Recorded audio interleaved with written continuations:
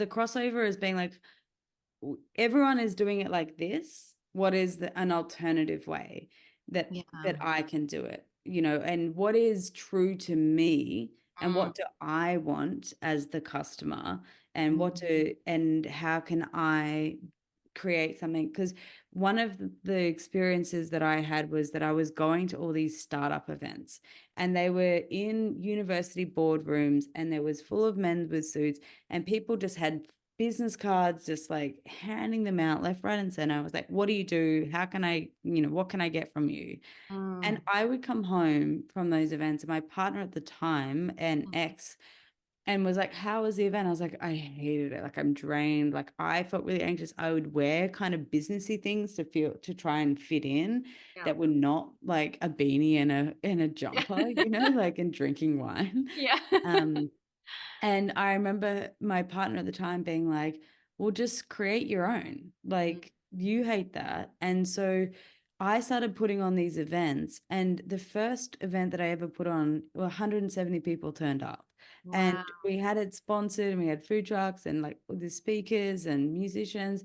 And so it was like food trucks, musicians, some beer sponsors, and a panel about business. And that Yeah. was like groundbreaking. Mind Like, blowing. oh Yeah. my God, like, this is wild. It's something I actually want to be at and would Yeah. go to. There's not one business suit there, like, and it's just creatives everywhere having a great time. Dim lighting, like, no neon lighting. Um, but to bring it back is that I think that what you can do really well in business is to go, that was authentic to me. Like, Mm. what is authentic to me in my engagement, and also in how I want to do business. And if you can't find it, then you can create your own version of it. Yeah. Look, Mm. and that's why we drink Yeah. wine in the podcast. Yes, I'm here Like, for it. I really like chatting to awesome women in business and drinking wine. I'm going to build a business around that. 100%. Yeah. We did a creatives dinner last year in Sydney, and I'd had, I think, about 15 women in creative businesses who were like, let's catch up. We should catch up. And I was like, it out of like necessity of being like, I don't have time for all of these people, but also you should all meet. And so I just said, hey, do you guys all want to go for dinner? And we ended up putting on this, like, we just all went to a restaurant and got like, $80 a head, and everyone just connected, and I was like, great. It was awesome. It's so good, isn't it? Yeah, it's game changer. Yeah, but it is interesting because I think you're right. There is sometimes a bit of a rule book on how things should Yeah. be done.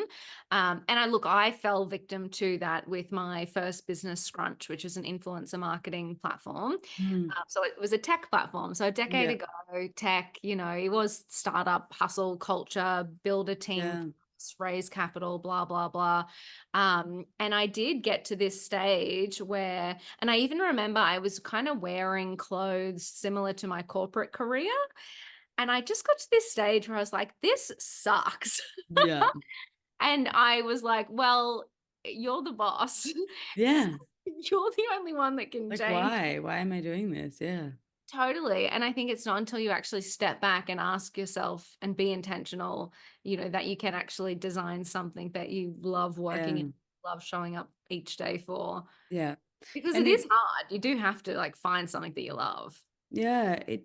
but research shows you'll be Mm, more successful at it because you care, and it's going to get hard, and it's going to be shitty, and there are going to be, sales admin that you don't want to do. But if you can connect it to, why am I doing this, and the mm, bigger picture, then you're going to show up and push through. So yeah, I think it's really important to find the intention behind it, because there are so many business ideas. And when if someone ever says to me like, I've got this idea, but like, no shade, but like sometimes people will be like, sign an NDA, and mm, before coaching and stuff, and I'm like, of course, but I've probably heard it before, because I've coached, I would say, close to 2,000 people over the last 10 years across the world, with lots of different ideas, so, and also you read about them on the internet. But um, It's not, there's no shortage of great business ideas. The shortage of people who are willing to take the risk and to stick at it and to bring it to life. Would you have any advice for someone who might be going through said shitty times on how to keep going? Yeah, I think also take a break, like sometimes you need to just stop and zoom out and be like, shit, like where did this go wrong, or like what's going wrong? What am I liking? What aren't I liking? Like really health check it. Yeah. Zoom out as much as you can. And if you can't physically zoom out, because sometimes part of the shittiness is that you're just so blurry, then ask someone else to help you zoom out, and don't Mhm. be afraid to take advice. I think getting an outside perspective and getting people to see what you can't see is really, really important. Um, I think taking care of yourself, like peeling back to the bare minimum. If you just need to do what you need to do to make money and keep your business afloat, then that's okay. And give yourself that grace. And then Mhm. figure out, is it your sleep? Is it your health? Is it, for me, like, I was it the beginning of 2023? Maybe, yeah. It was just like, yeah, I was in a bit of a funk and I was like, I need to start exercising regularly. I need to like, I was moving house. So I started going to the library to just like get myself to an office because I didn't have my at-home office in between houses.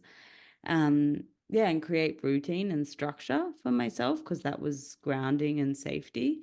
Um, but yeah, don't be afraid to like, kind of like put it all down and Mm. then take a look at it and see what needs to be picked back up. Like the reason I don't do my magazine at the moment is it used to cost me a lot of money and cause me a lot of stress, but it gave me a lot of cred and it got me a lot of meetings. Like it was in the Virgin lounges and it was, you could have a meeting, write to anyone and say, do you want to be my magazine? And most people are like, yes, I want to see myself in print. Yes. So it got you through a lot of doors, but I realized actually I need to take a break from this, which was like right before COVID. And then the book, I ended up writing a book anyway. So, but yeah, it was a big ego thing to put it down and to actually question why I kept pushing through with this really stressful thing.